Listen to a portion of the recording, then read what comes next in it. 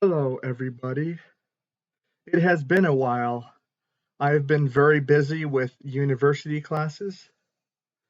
Anyways, today I'm going to talk about animals that are associated with the ancient Greek gods. People, just as they are today, want to understand the world around them. We want to understand what goes on in our lives and how we can explain these things. Many ancient cultures tried to use nature to explain these things. They were much more connected to nature than we are today. Animals and how humans associate animals are very much connected into the inner psyche of the human thinking. Many ancient cultures used mysticism and animals to try to answer these questions. From cave paintings, you can see the religious nature of animals, all the way up through the Egyptians and even the ancient Greeks. Believe it or not, the ancient Greek gods and goddesses were associated with animals based on their attributes. Today I'm going to talk about that. Starting with Athena. Athena's sacred animal was the owl. Now, the owl is known for being very cunning and deadly. It sneaks up on its prey. These observations were brought into the association with Athena, who is the goddess of wisdom. She's also associated with the goose, another intelligent bird. And of course, like other Greek gods and goddesses, she's associated with other animals that are also associated with other gods and goddesses.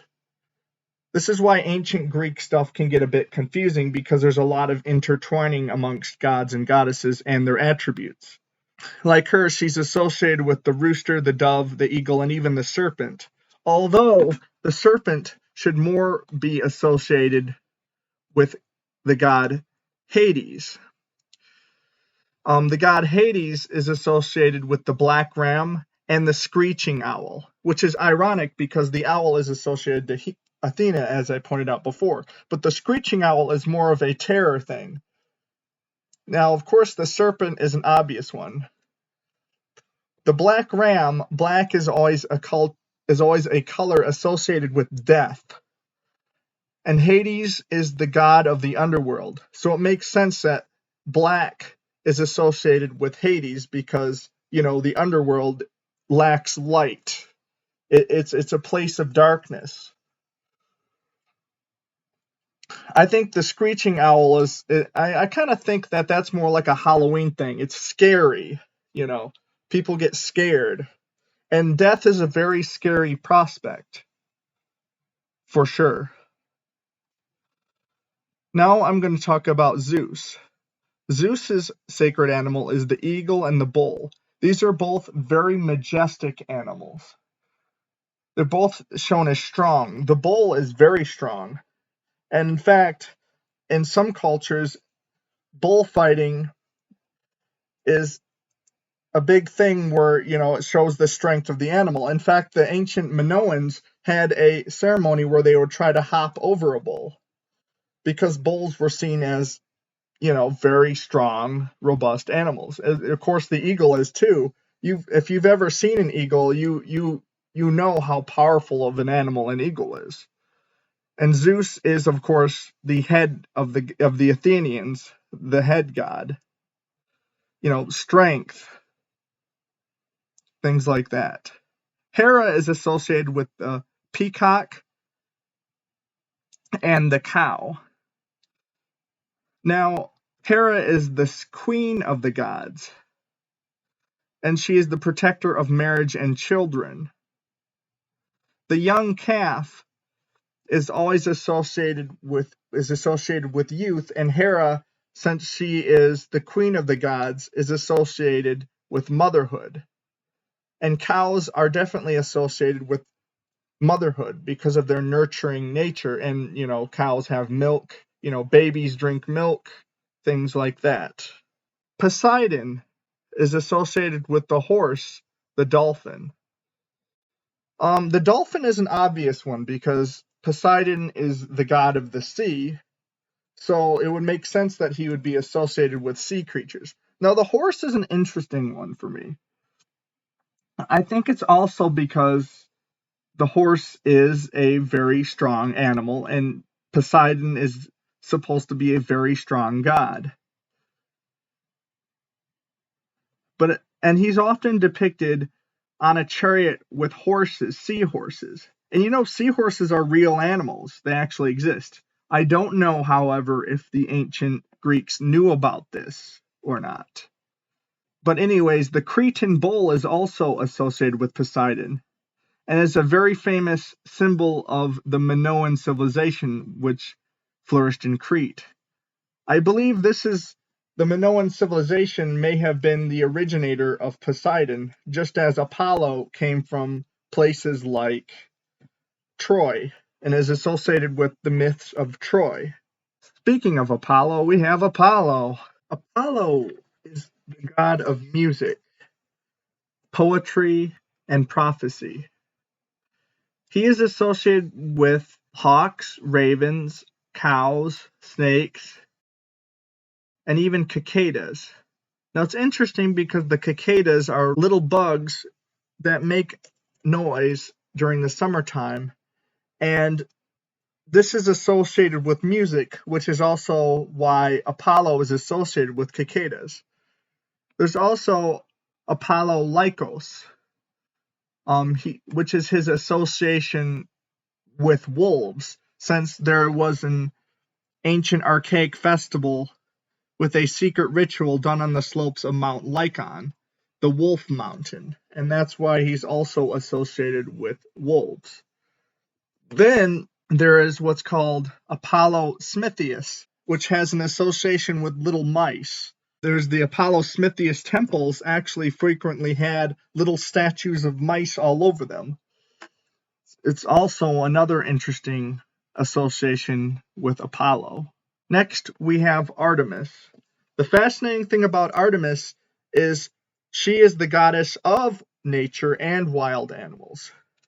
And it's possible that she was linked or associated with older gods that predate the ancient Greek civilization. There were some mother goddesses of pre-Indo-European Europe that were associated with nature. She's the goddess of the hunt, the goddess of wilderness. She has many sacred animals, but her most sacred animal that's associated with her is the deer. And you know, this is in myth with Heracles, where Artemis is happy that Heracles spares the sacred deer and helps him out because of it. And of course, like people do now, they do a lot of hunting. You know, wild boar, that's another wild animal that's associated with Artemis. She's basically like the goddess of all of the wild animals, really. Now there's Hermes. Hermes' sacred animals are the tortoise and the ram. Hermes is the messenger of the gods and protector of athletics and trade. One of the reasons he's associated with the ram is that there was pestilence threatening the town of Tanagara, if I'm pronouncing that correctly, and he stopped this by carrying a ram on his shoulders circling the town's walls. Next we have Ares. Ares' sacred animal is the dog, the vulture, and the boar. Ares is the god of war, and you know, boars can be very dangerous animals when you get them angry, and I think that's why he's associated with the boar. They're considered a fierce opponent, and they're very difficult to capture. And of course, he's also has some association with poisonous snakes because, you know, poisonous snakes are poisonous and war is very deadly. They're also a bad omen. So are vultures. Vultures are also bad omens, and bad omens are often associated with defeat in battle. Next is Aphrodite. Aphrodite is associated with the swan, the dove, and the hare. Now, these are all considered pretty animals since she's the goddess of beauty and love.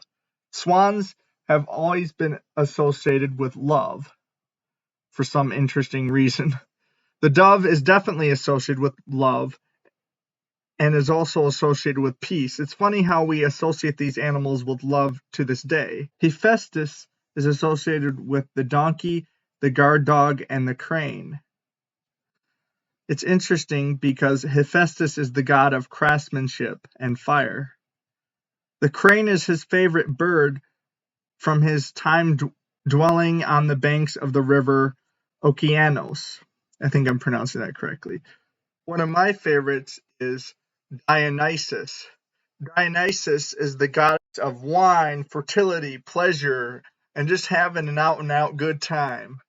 You know, having a fiesta, basically. Festivity and madness. Dionysus is associated with the panther, the bull, and the serpent. It goes like the old saying, you know, the bull in the china shop. You know, craziness, just absolute craziness. And apparently the panther was also associated with this craziness and just total depravity during parties and things like that. It's really quite interesting. He was the real party animal. Get it? Anyways, I hope you guys enjoyed this video and you have a wonderful day. Thank you for watching Electrofox. This is an Electrofox production.